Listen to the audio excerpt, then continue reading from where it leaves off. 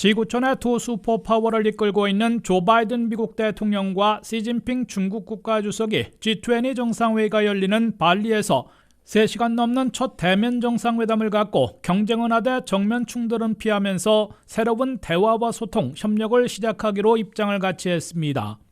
획기적인 합의가 없었기 때문인 듯 공동회견이나 공동성명 없이 조 바이든 대통령이 나홀로 회견을 통해 미중 정상회담 결과를 설명했습니다. 북한의 핵실험 등 도발 행동에 대한 질문을 받고 바이든 대통령은 시진핑 주석에게 북한의 장거리 미사일 발사와 핵실험을 해서는 안 된다는 점을 분명히 할 의무가 있다고 말했다고 밝혔습니다.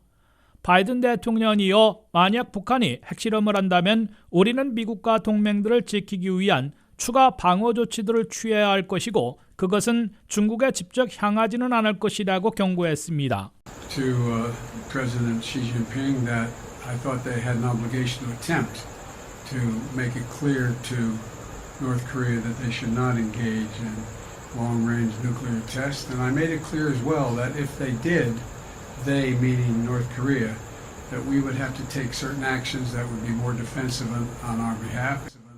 더 방어적인 추가 조치와 관련해 제이크 설리번 국가안보보좌관은 지난주 동북아 지역에서 미군 역량을 추가로 강화하게 될 것임을 미리 예고한 바 있습니다.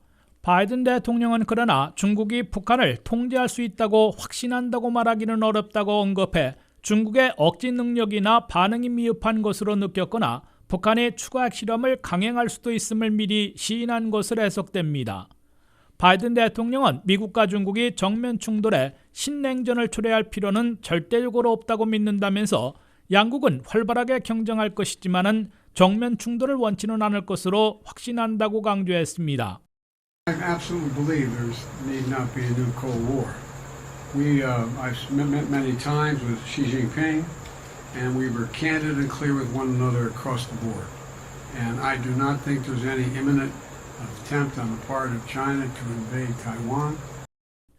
대만 문제에 대해 바이든 대통령은 미국의 하나의 중국 정책에는 변함이 없다고 강조하고 중국이 대만을 공격할 계획이 임박하지는 않은 것으로 믿는다고 밝혔습니다. 이에 비해 중국 측은 시진핑 주석이 바이든 대통령에게 중국에게 대만 문제는 침범당할 수 없는 매우 중요한 레드라인 중의 하나임을 분명히 했다고 밝혀 뉘앙스의 차이를 드러냈습니다.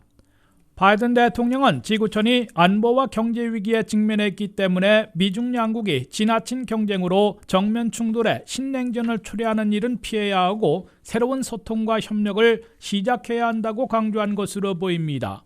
바이든 대통령은 미국과 중국의 6천억 달러 대 연간 교육은 계속되어야 한다면서 토니 블랭컨 국무장관을 곧 베이징에 파견해 새로운 대화와 소통 협력을 다시 여는 후속 조치를 취하도록 지시했다고 밝혔습니다. 뉴욕타임스와 워싱턴 포스트 등 미국의 주요 언론들은 지나친 경쟁으로 충돌이 우려됐던 미국과 중국이 두 정상의 파워 확보를 계기로 새로운 대화와 소통, 협력의 문을 열기로 입장을 같이 한 것으로 보인다고 평가하고 있습니다. WKTV 뉴스 안면택입니다.